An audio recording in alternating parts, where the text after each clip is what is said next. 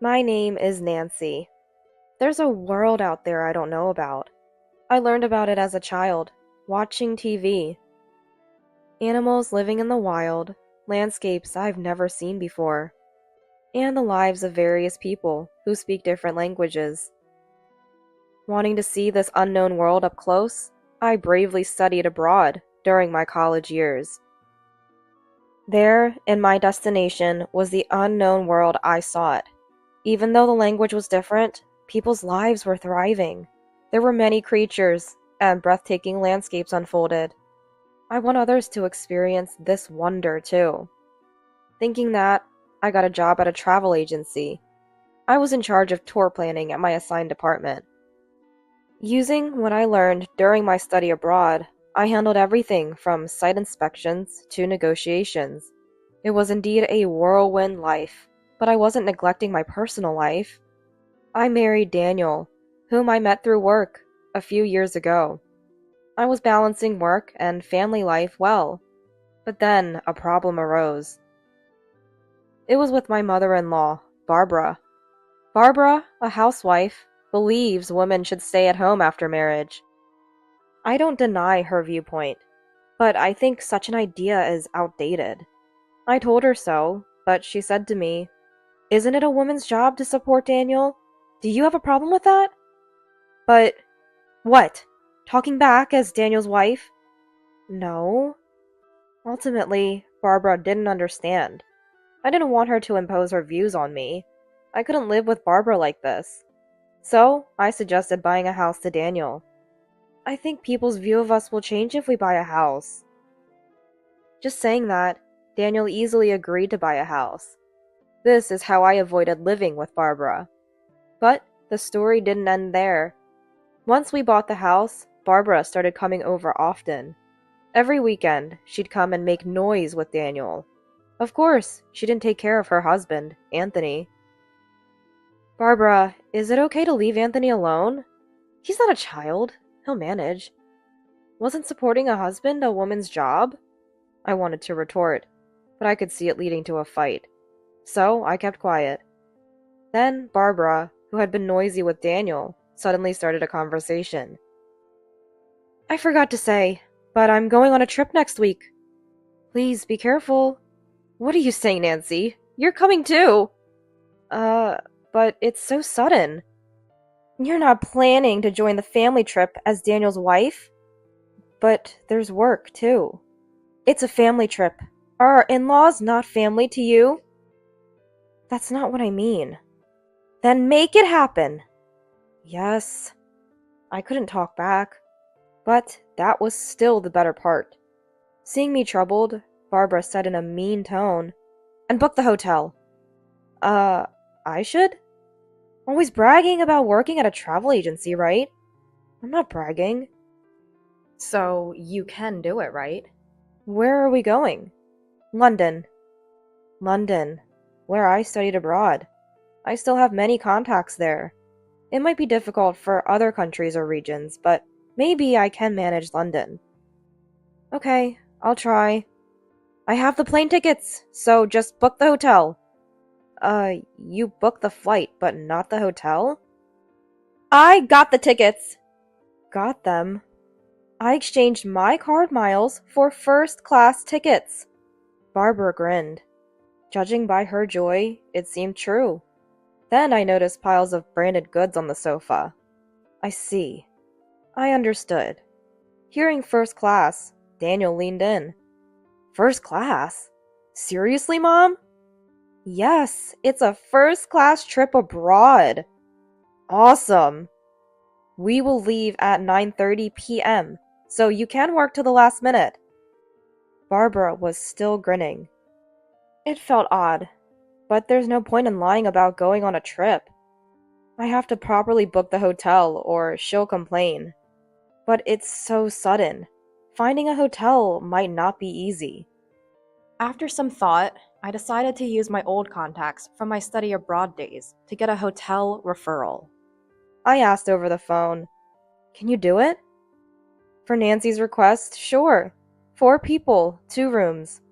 Thank you! With that, I successfully booked the hotel.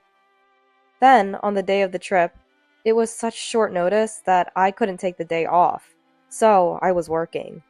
Barbara had told me to meet up at the airport at 6 p.m., so if I wrap up work soon, I can make it. That's what I thought, when suddenly, Barbara called. Hello, Barbara? Nancy, are you done with work?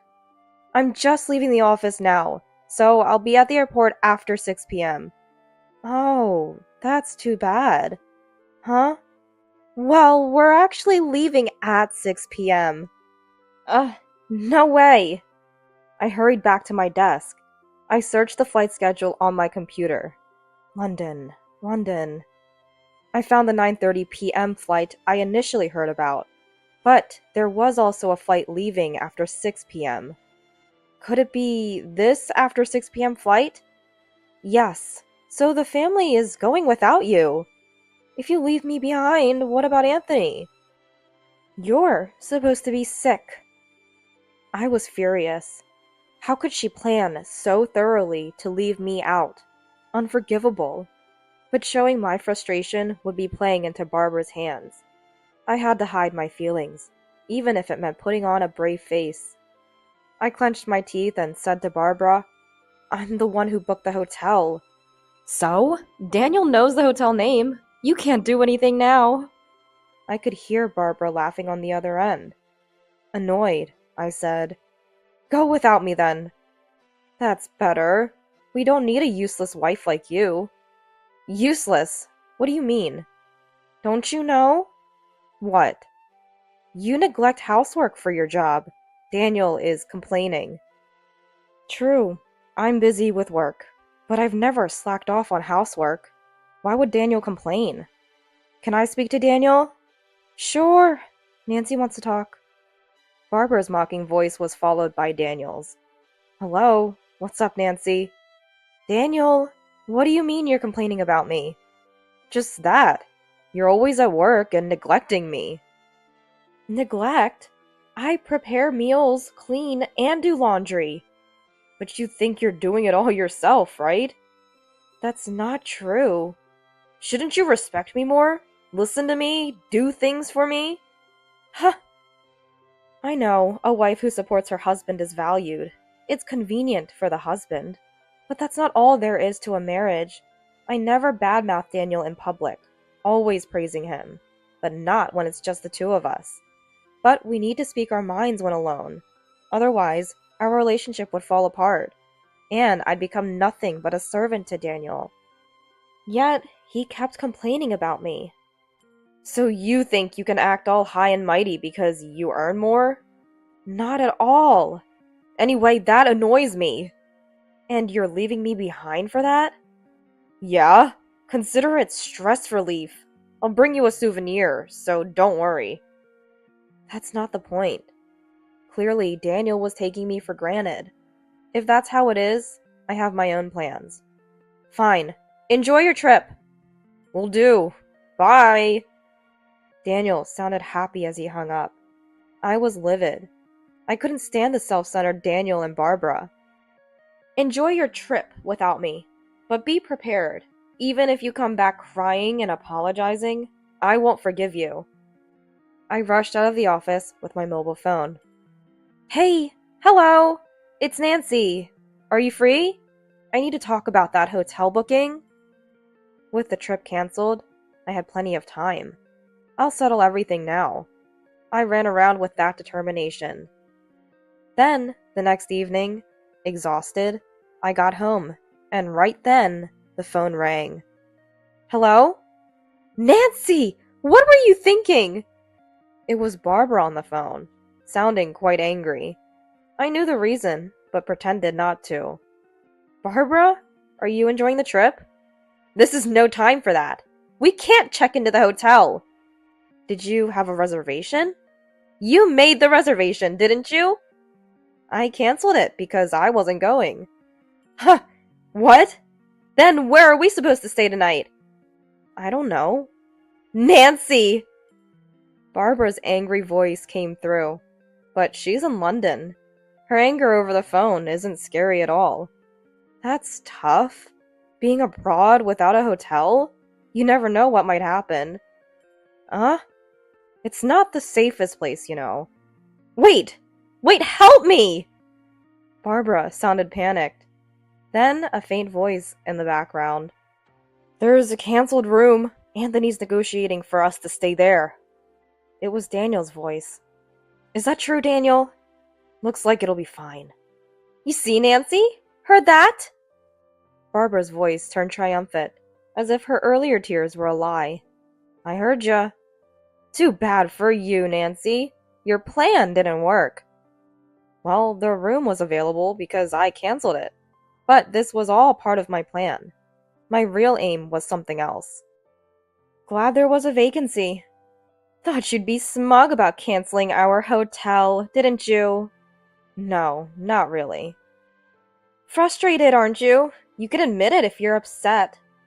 I just canceled it because I wasn't going. Putting on a brave face. How pathetic.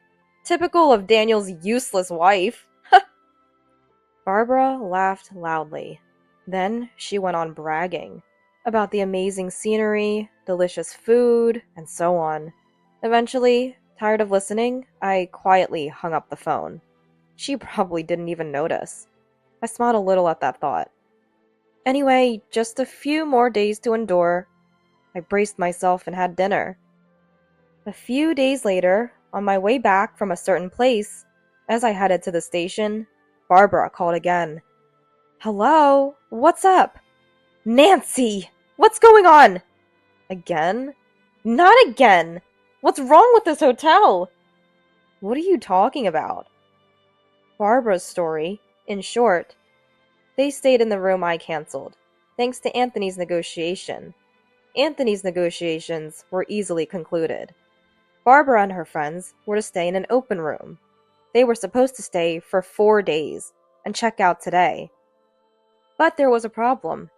They were billed £8,000 by the hotel. So what's the issue? It's £2,000 per night, right? Huh? That's about 2.5K per night in dollars. Ridiculous! It's for 2 rooms, right? So about 1.2K per room? You told Daniel it was $300 per room per night. Yes, I did. So it should be $600 for 2 rooms. Why is it 4 times more? I was astonished. They stayed without even checking the room rates. Well, I anticipated this, so I set it up accordingly. Anyway, Barbara, making a fuss on the phone, must be bothering others. I should calm her down. Hey, Nancy! You hear me, Nancy? Barbara, can you be a bit quieter? Why did you lie? She's good at accusing others without reflecting on herself. Exasperated, I began to explain to Barbara. The $300 rate was because I made the reservation. Huh? So because it was last minute, I asked a friend who runs a hotel. A friend? Yours? Yes. Their hotel offers rooms for around $600 for 2 people. Then why $1,200? That's the rate for a really nice room. My friend did me a favor. A favor? There were no other vacancies, so they arranged a nicer room. So, is this the regular price? Barbara sounded flustered. When I heard from Barbara, there was no time left for the trip. So I told my friend any available room would do. The only vacancy was an expensive suite. My friend kindly gave a discount. Barbara left me behind without asking. I immediately told my friend the situation and got the room canceled. But I couldn't just leave Barbara and the others without a hotel. So I asked to accommodate them at the regular price if they came. I knew Barbara, having heard about the hotel from Daniel, wouldn't check the price. And I was right. Come on, you should have said that. Yelling won't help. Please make sure to pay. We're not paying. Nancy, you pay. But if you don't pay, you'll be arrested. Arrested? Of course. Troubles abroad can be messy. Are you okay with that? Ugh. Barbara seemed at a loss for words. As I was about to hang up, thinking I had won, Barbara shouted, "Don't mess with me! You'll regret this when I get back!" That's fine, but we're strangers now, right? Huh? Why? Well, you said it was a family trip, so since I'm not there, I'm not family, right? That's different! Before she could finish, Anthony's voice came from the phone. What's all this yelling about? Be quiet! It's embarrassing! Anthony? Seizing the opportunity, I called out to him. He noticed and responded. Nancy? Are you okay? How's your cold? I never had a cold in the first place. What? Give me that! It seemed Anthony took the phone from Barbara. His voice grew louder. Nancy, can you explain everything? I can, actually. I told him everything from the beginning. His voice gradually lowered. I see. So that's why you didn't come. I'm sorry. I wanted to go. No, Nancy, you're not at fault. It's Barbara and Daniel. From afar. Hi! I heard a whimper.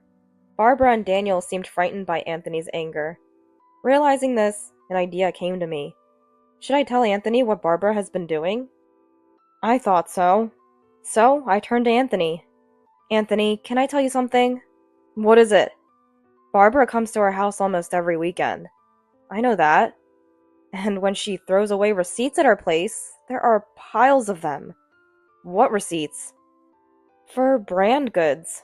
It's fine to buy a lot, but please dispose of the receipts at your place.